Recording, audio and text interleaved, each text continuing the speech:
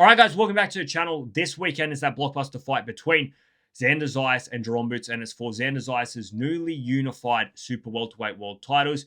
The second fight for the former welterweight champion in Jerome Boots at super welterweight. A blockbuster fight. We're going to break it down. We're going to preview it. And at the very end, I'm going to give my official prediction for who I believe is going to win the fight and why. Guys, before we get into it, if you could all first head down the bottom there, like the video and subscribe. It does help a massive amount. You got to give credit to Xander Zayas. Before we break this fight down, you got to give credit to Xander Zayas.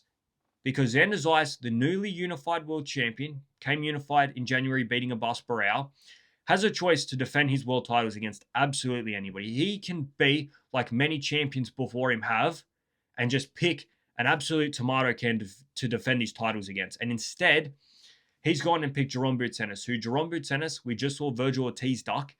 And many people look at Jerome Boots as the hardest test in this division. I know he's new to the division, but lots of people would say, the top three in super welterweight, Jerome Boots is in amongst it. All right, you got Sebastian Fundora, you got Xander Zayas, and you can easily put Jerome Boots name in there for what he did at welterweight, and we know his ability and size and capabilities in the boxing ring. Yes, it's a new division, but that doesn't discredit what you've done in other divisions.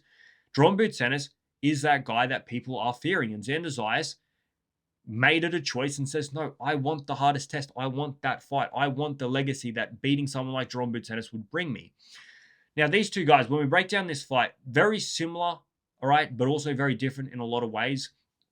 We've got two guys here, 5 years in difference, Jerome Boots the elder, but I think they're very similar in the paths that they've taken up into this stages and the tests that they've taken up until this point, because you're looking at two guys here where when they come into the ring this weekend, the hardest test that they would have faced up until this point will be each other.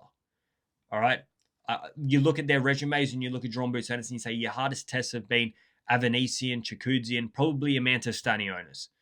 You look at Xander Zayas and you say, Xander Zayas, your hardest tests have been your last two fights, Abbas Barao and Jorge Garcia Perez. Well, I don't believe there's a lot of difference between Abbas Barao and what there is with Amanta Stanionis. I think Amanta Stanionis probably the more recognizable name, the name that people will probably focus on more. But I think if you they're not in the same division, so you can't really do it. But if you put Stanionis and Abbas Barao together in the same ring, I think you'd have a very, very tightly contested fight.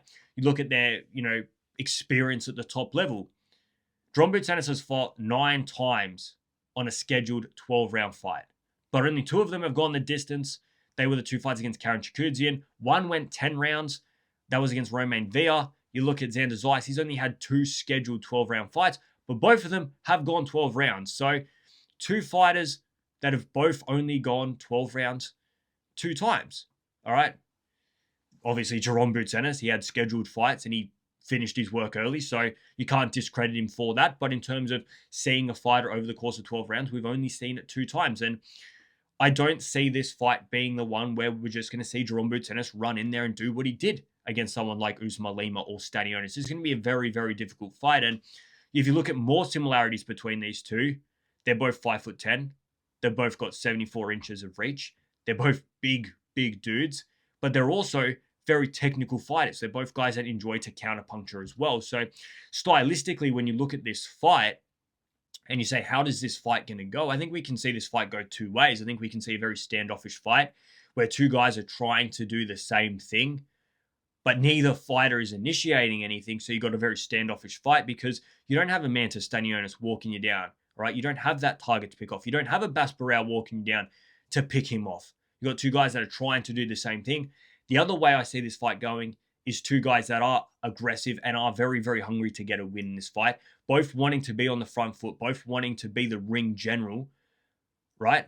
And all of a sudden, the styles start to clash. And I hope it is the latter because it'll be a much more entertaining fight. I think if you're going to say who's going to be the more aggressive fighter in this, look, Xander Zayas, he should have the size. I know I said that they're both the same height. They've both got the same reach. But Xander Zayas, in terms of muscle mass, the guy is borderline, all right, I can't make super welter anymore. And as we all know, Jerome Boots has just moved up from welter to super welter. And Jerome Boots is going to be a new experience for him because he's spent the past couple of years being a bit of a weight bully. I know he was under IBF rules, but look at the size of him compared to like Avanesian, Stanios. He was massive compared to him. All of a sudden, he's coming into this ring against a guy that is equal size, equal reach, possibly the thicker, bigger fighter in Xander Zayas. I think he will be on the night. He will look the bigger fighter, not by a lot. I'd be surprised if Jerome Boutenis looked the bigger, considering Zayas is so experienced at this weight. He's been at this weight a very long time. And like I said, he's very close. I think if he loses this fight, he will be a middleweight the next time we see him, because that's how big Xander Zayas is getting. And he's got that experience at the weight. So Jerome Boutenis will be the smaller fighter, but I still believe Jerome Boutenis will, try and still be that aggressive bully in this fight. I still think he'll be on the front foot.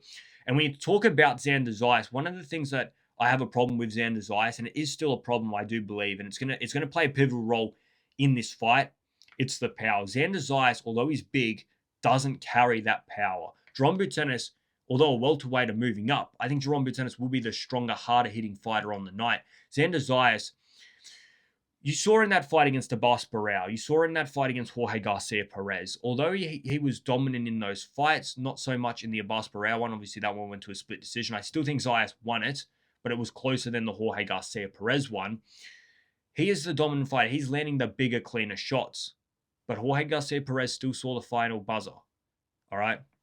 Abbas Barao was able to walk through a lot of those punches that Xander Zayas has thrown. And Jerome Boutenis will see that and say, I am able to be the aggressive fighter, because although he's big, although he's natural at this weight, his power isn't a threat. And that's a problem when you talk about this fight, because Xander Zayas wants to be able to gain control of the ring. He wants the respect from Jerome Boutenis, so Xander Zayas is able to box at range and use his technical skills, because at mid to long distance range, he's very, very good. The last thing he wants is Jerome Boutenis on the front foot, being aggressive, closing that distance, because I think Jerome Boutenis is much more confident and much more capable on the inside than what Xander Zayas is. We've seen it in Jerome Boutenis' fight. He's more than happy to get on the inside, rip to the body, and trade with his opponent. Now, if we talk about what I think Jerome Boutenis' problems are, Jerome Boutenis hasn't been tested compared to what he's going to have with Xander Zayas. But it goes both ways. But if we just specifically talk about Jerome Boutenis, when he steps into the ring against Xander Zayas, his hardest test up until now will be Xander Zayas. He was able to run through people like Avanesian, all right? He was able to run through Lima in his last fight.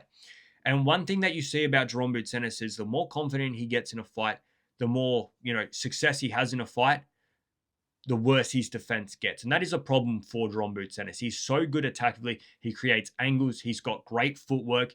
He's able to pick you apart with combinations. He's so precise. He's crisp. He's powerful, and he's quick, which are all great things to have. But he falls asleep at the wheel sometimes.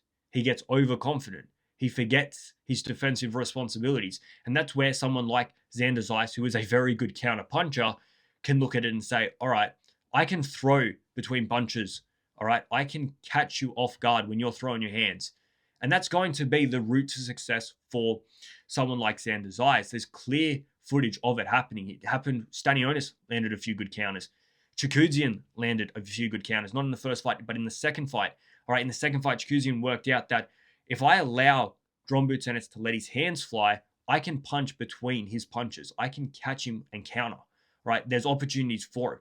Didn't change the result for Chikudzian, but Xander Zayas is a much better operator than what Chikudzian is, and he's going to be able to exploit those things. So for Jerome Boutenis, although he's got to be aggressive in this fight, all right, because he's got the power, he's got the speed, he's got the technical nous, he does need to make sure that he's got his defensive responsibilities, because for as much as I've said Xander Zayas doesn't have the power at this division, we've also not seen Jerome Boutenis tested by the power in this division.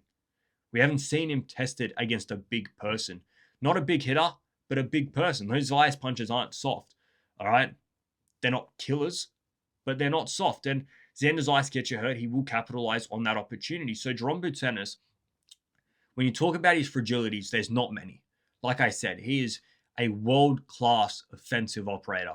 But the one thing he does fall asleep at the wheel sometimes. His defense does, take second priority in a lot of his fights. And the more success he has, the more he falls into that trap. And if you're someone that is Xander Zayas, that is such a good counter puncher, you're going to have those opportunities. Now, when you talk about what Xander Zayas' problems are, we've spoken about the power problem, because he does have a problem with power in this division.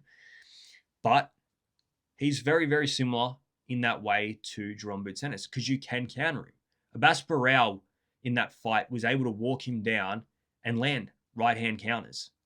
All right. When you looked at that fight with Zayas and Barao, what Barao was able to do was he knew that Xander Zayas doesn't have that power that was going to put him on the floor. So Abbas Barao was happy to walk forward, eat a few punches, and as Xander Zayas tries to jump back, step back to create that distance defensively, the right hand was coming over and Abbas Barao was able to land it.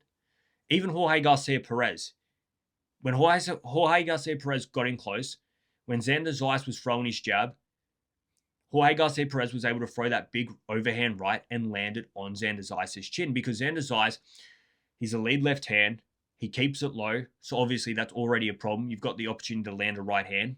But not only does he keep it low, he likes to throw a left hook. He likes to lead with that left hand, not just to jab. That means there's plenty of opportunities to counter on it. And Jerome Boutenis is a very good counter puncher. Now, the other problem Xander Zayas is going to have in this fight is trying to knuckle down what Jerome Boutenis is going to do. Because Jerome Boutenis, I don't even know if he's going to fight this fight orthodox, southpaw, or switch back and forth. The more sort of tested that Xander Zayas has been against orthodox fighters. Jorge Garcia Perez and Abbas Barao were orthodox. The last time he fought a southpaw was halfway through 2024 against Patrick Teixeira, which wasn't a competitive fight at all. All right, Xander Zayas was all over him from start to finish. It was dominant, but he couldn't find the finish. Once again, he was all over him, but he couldn't find the finish. And I think Jerome Boutenis, it will serve him well to fight orthodox and southpaw throughout this fight. I think throwing him off the orthodox fighter with that southpaw stance is going to help. But also being able to land that orthodox right hand against the jab of Xander Zayas is going to help as well. So he's going to have to switch back and forth, and it's going to be a problem for Xander Zayas because Xander Zayas, for all that I've said about him, Jorge Garcia Perez and Abbas Barao, they are aggressive front foot fighters. They're nowhere near the technician that Jerome Boutenis is. They're not going to be able to pick apart the combinations like Jerome Boutenis will. Rip to the body, rip to the head, 3 or 4 punches in really quick succession and mixing them up, finding the uppercut, setting him up with body shots to land the hook. These are all things that Abbas Barao, he's aggressive, he's full of heart. He's able to, go with you for 12 rounds. Same with Jorge Garcia Perez, but they don't have that technical nous. They're not that high-level operator that Jerome Boutenis is. And you put that all together with the fact that Jerome Boutenis hits like a truck, all right, both to the body and to the head, it's going to create a lot of problems for Xander Zayas. So I think Xander Zayas, he needs to prioritize keeping that mid to long distance. He needs to make this as formal boxing match as physically possible because that's where he'll strive. He'll strive landing 1-2s, all right? Use that lead left hand to set up the straight right. There'll be opportunities because Jerome Boutenis does keep his hands low. He's not a very defensive fighter. He's going to try and push forward to land his punches. You're going to have plenty of opportunities to counterpunch him, and you're going to be able to box him to keep him away from you. So Xander Zayas is going to have to be so strict in everything that he does. Every punch he throws, he needs to bring it back. All right? He needs to keep Jerome Boutenis as far away as physically possible and make it a boring fight. The less boring this fight is, the more Jerome Boutenis will strive because Jerome Boutenis, as good a boxer as he is, and as well as I think he can outbox Xander Zayas from the outside, it'd be a competitive boxing match, Jerome Boutenis will strive in the chaos. Jerome Boutenis will strive in getting in close and making Xander Zayas miss. All right, pivoting, swirling around, using his elite footwork to make Xander Zayas miss, and then he's going to counter off the back of it. And I think the person that's able to capitalize on the body shots early will go a long way of winning this. And I think Jerome Boutenis is the guy that's going to be the better body snatcher. Xander Zayas has very good defense, so it's going to be a lot harder because whilst Jerome Boutenis is throwing to the body, his head is going to be exposed for a quick 1-2 from Xander Zayas, and we know how good he is at it. For Xander Zayas, he needs to make sure he controls the ring. He needs to make sure that he also works the body, and he needs to pick off Jerome Boutenis every single time he lets his hand fly. If Xander Zayas is able to punch every single time Jerome Boutenis lets his hands fly, it's going to discourage him. It's going to, reduce the amount of output from Jerome Boutenis. Now, for my official prediction and how I see this fight going, I see Xander Zayas being a very, very good fighter in this. I think he's going to be very, very competitive. I think he's going to be able to box Jerome Boutenis for a lot of rounds. I think he's going to go with him for the distance. I think Xander Zayas has a lot to offer, but I think he's got the less experience. He's the younger fighter. His tests haven't been all right. I don't believe that Jerome Boutenis' tests have been elite, but they've been better than what Xander Zayas has. I think Xander Zayas, if you had Jerome Boots Ennis in a fight against Jorge Garcia Perez, I believe he stops him. And he probably stops Abbas Barao. And that's the difference between these two guys. They're both so technically gifted. They're both such good boxers. But Jerome Boots Ennis is the quicker fighter. He's the harder hitting fighter. I think he's the more precise and crisper puncher. And I think he's going to land his shots better than what Xander Zayas is. It's not going to be easy. I think Xander Zayas is going to offer a lot. I think we're looking at a fight that's going to go 16-12, that type of scoreline. I don't think we're going to see a complete shutout by either one of these guys. I don't believe Xander Zayas has the power to stop Jerome Boots Ennis unless Jerome Boots Ennis really just can't handle the power at this weight. All right, but I don't see that being an issue. Jerome Boots Ennis is a very big guy and a very powerful guy. And I think his power in this fight is either going to be enough to stop Xander Zayas late or overwork him and beat him in the decision. And that is my official decision. I think Jerome Boots Ennis outworks him. I think Jerome Boots Ennis has the better punching ability. I think he's the bigger hitter. I think he's the crisper, neater boxer. And I think the experience is going to go a long way. Xander Zayas, he does get better every single time we see him. He's getting better with age. He's getting better with experience. Their fight against Abbas Barao was leaps and bounds better than the performance against Jorge Garcia Perez. Both fights that he won, but you can see the improvements, and I think he's going to carry improvements from Abbas Barao into this fight. But I think this is where it stops for Xander Zayas at the current moment. I think he loses. I think he moves up to middleweight, and I think we see a new unified world champion in Jerome Boots Ennis. I believe he wins a decision 116, 112, that type of area. It wouldn't surprise me if it's a stoppage, but I'm not going to bank on it. I think Jerome Boots Ennis gets the decision victory over a very, very good fighter in Xander Zayas. It's going to be a competitive fight. It's going to be a compelling fight. It's going to be a blockbuster fight. And don't be surprised, all right, if Xander Zayas pulls this out of the bag, because I think this fight here is another one of these glorious fights that we've had during this year, which is a 50-50 fight. And we absolutely love it because it creates great discussions like this. Guys, make sure you jump in the comments. Let me know who you think's going to win. Why do you think they're going to do it? If you believe Xander Zayas is going to do it, please jump in there and tell me why you think that. And look, I'm going to read through them all. I'd love to hear what you guys think. It's such a competitive fight. It's great to hear other people's perspectives on it as well. Like the video, subscribe to the channel. I'm out of here, guys. See ya.